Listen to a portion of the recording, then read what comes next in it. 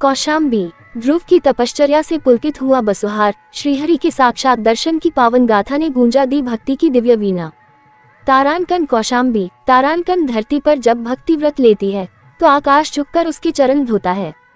बसुहार गांव ने शुक्रवार को वह दुर्लभ क्षण जिया जब श्रीमद्भागवत कथा के दूसरे दिवस पर बाल तपस्वी ध्रुव की अनुपम साधना का दिव्य प्रसंग शब्दों से नहीं, अनुभूतियों से कहा गया।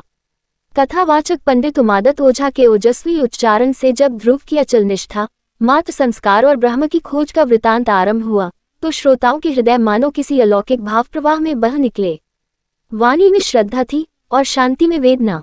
बालक ध्रुव की कथा कोई साधारण आख्यान नहीं थी, वह एक बालमन की आत्मयात्रा थी जिसमें पिता के तिरस्कार से जन्मा अपमान मां की मुख प्रेरणा से बदल गया तपस्या के महायज्ञ में। ध्रुव का हर मंत्र, हर श्वास ब्रह्मांड में प्रतिध्वनित होता प्रतीत हुआ।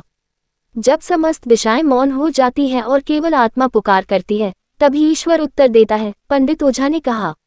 उसी क्षण ऐसा प्रतीत हुआ जैसे गांव की धूली भी स्तब्ध हो सुन रही हो ध्रुव का ओम नमो भगवते वासुदेवाय। गांव की वयोवृद्ध माताएं कथा सुनते सुनते अश्रुपूरित हो गईं। एक वृद्धा ने धीमे स्वर में कहा, जहां अधर्म के अंत और धर्म की जय का ऐतिहासिक महागान होगा। यूपी से पवन मिश्रा की रिपोर्ट। और माता सुनीति धन्य हो गई जब भूखे पत्नियां नूपुर पहन करके आनंद से निकल करके दूसरे कमरे की ओर झनकार मारती हुई जाती हैं तो सुनीति का हृदय गदगद हो गया। सुनीति धन्य जगत में माही, ऐसी मां श्रेष्ठ। अब वो जो है, अब्बू ने एक दिन मां से पूछा कि माता जी वो हमारी छोटी मां नहीं दिख रही है। कार्य बेटा वो अपने बेटे को पता करने के लिए गई है, अभी तक वापस नहीं आई।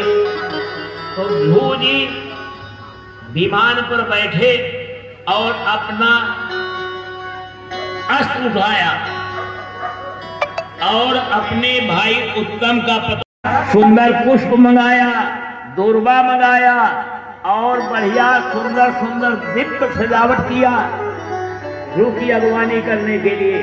ध्रुव जी आ रहे हैं। जब ध्रुव जी राजा उत्तानपाद के अपने पिता के राजमहल में जब पहुंचे तो सर्वप्रथम देखिए, एक समय था कि वही बालक ध्रुव अपने सौतेली माता की बात को नहीं सहन कर पाए, लेकिन अब भगवान का दर्शन प्राप्त करके आए तो सर्वप्रथम जाकर के सुनीति मां को प्रणाम किया। पिताजी को अब उन्होंने शिशुमार प्रजापति की कन्या भ्रमी से शादी किया ध्रुव जी ने, और उसे 2 पुत्र पैदा किया और दूसरी स्त्री से 2 पुत्र पैदा किया। राजा उत्तानपाद का प्रथम बेटा जिसका नाम ध्रुव है। माता सुरुचि जो है उनका जो बेटा उत्तम है वो शिकार खेलने के लिए गए और यक्षों ने उन्हें मार डाला। यक्ष कौन है? उपदेवता, छोटे देवता। यक्षों ने सुरुचि के पुत्र उत्तम को मार डाला। बहुत देर बीत गया, लौट करके जंगल से नहीं आया। माता अपने बेटे के पता करने के लिए निकल गई राजभोज से और वो भी लौट करके नहीं आई, वो भी अपने जंगल में प्राण को त्याग दिया।